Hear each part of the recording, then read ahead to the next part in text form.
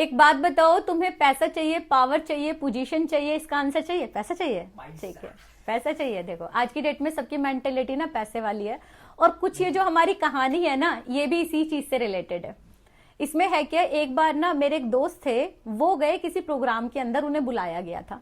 अब प्रोग्राम में वो चीफ गेस्ट थे और एक और उनके साथ गेस्ट बैठे हुए थे। अब कहते हैं, वो बोल रहे हैं कि जो हमारे दोस्त थे वो कहते हैं कि जैसे ही मैं उस प्रोग्राम में पहुंचा, वहां पर प्रोग्राम में मैं बैठा हुआ, तो जो दूसरा व्यक्ति था वो मुझे देखते से ही उठ खड़ा हुआ। ठीक है, तो मैं जाके बैठ गया वहां पे साइड में, वो उठ के दूसरी तरफ चले गए।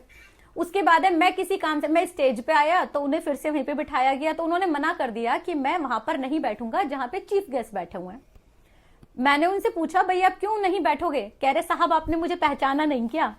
कह रहे मतलब, कह रहे कि जब आप अपनी यंगहुड में जब काम करने के लिए आए थे तो उस समय पर एक वो हुआ करता था स्टोर, और मैं उस स्टोर का गार्ड था, गवर्नमेंट का गार्ड था।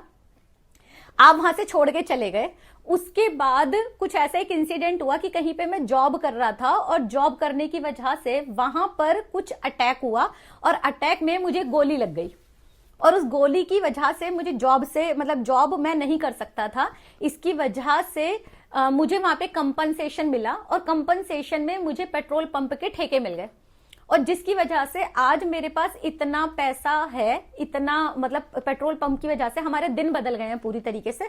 और इतना पैसा है कि जिस संस्था में आज आप चीफ गेस्ट की तरीके से खड़े हुए हो, उसमें सबसे ज्यादा जो चंदा आता है, डोनेशन आता है, वो मेरे यहां से आता है। इस वजह से मैं गेस्ट हूं, लेकिन मैं आपकी बराबरी नहीं कर सकता।